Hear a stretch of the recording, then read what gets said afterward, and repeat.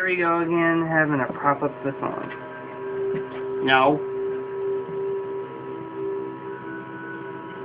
Dang, it's being a bee today. I need to find some clamps or something and put that there and leave it still.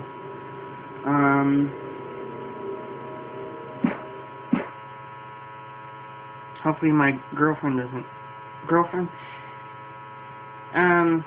ex-girlfriend doesn't text me again.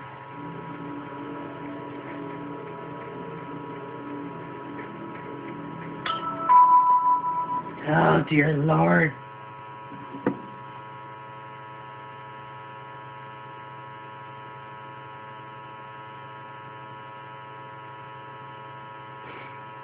And she's still texting me. I'm just gonna ignore her at this point. Light. And the Lord said, let there be light.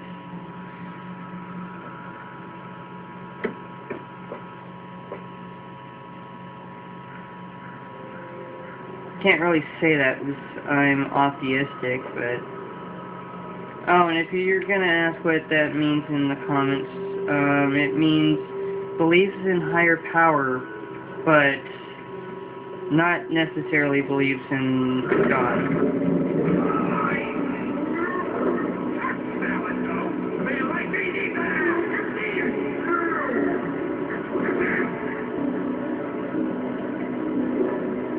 Stucky is really creeping me out now. Okay, where is this leading me to? I swear to God, it's stuff spawns. I'm not gonna follow them anymore.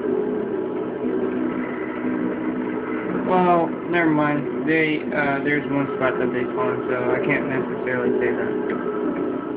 Flare gun! I already had one, but thank you.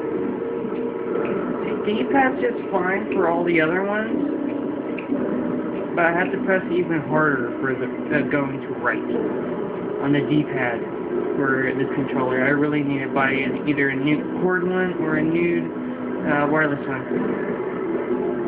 My cord one, every time it vibrates, it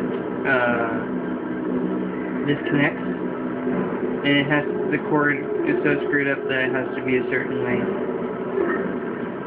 I don't trust that whatsoever. I know it's not going to move, but...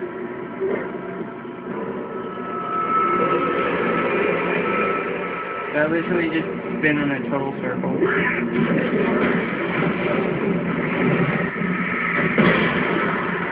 You always get a cutscene if you get a multi-kill with the flare gun. And the flare gun's the only one that I know of.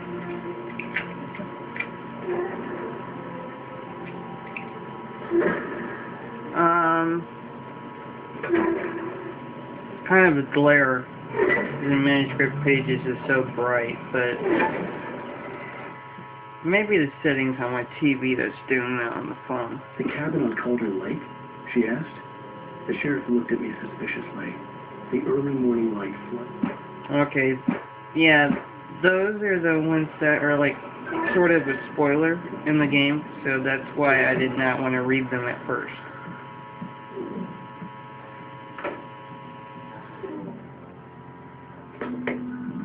Oh, it sounds like my Xbox is fixing itself. Bestows immortality on those who elevate all of mankind. Newton, Einstein, Sagan, princes among men. Night Spring. But the price for such a legacy is steep indeed. Night Springs.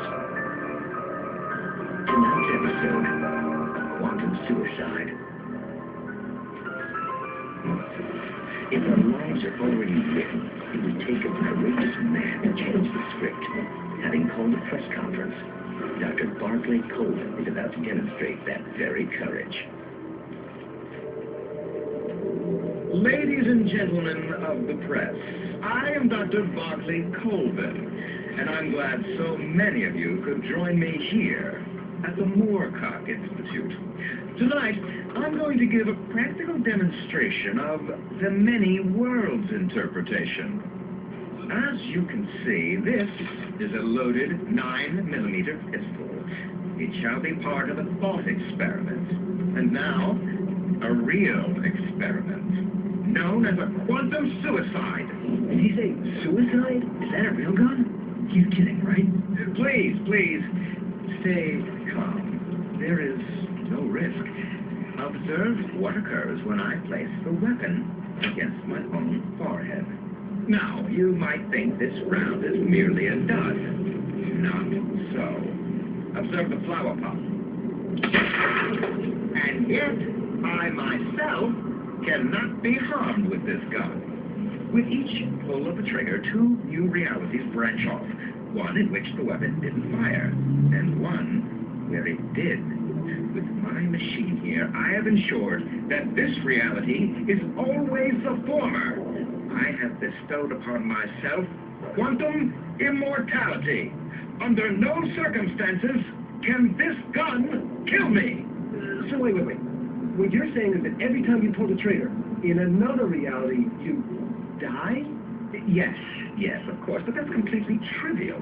There's an infinite number of things that could happen at any moment, and they always do happen somewhere.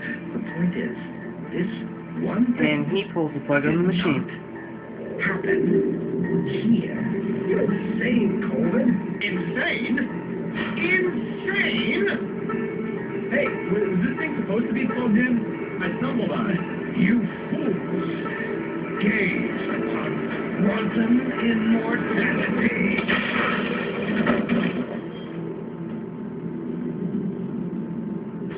Poor Dr. Colvin, felled by his own hubris or the ignorance of the masses. Perhaps he should have left the crate unopened, the decaying atom unobserved. Curiosity often kills the cat. It ignites brains. They're actually pretty decent to watch. Ooh, 7 minutes. Ooh, that may not upload.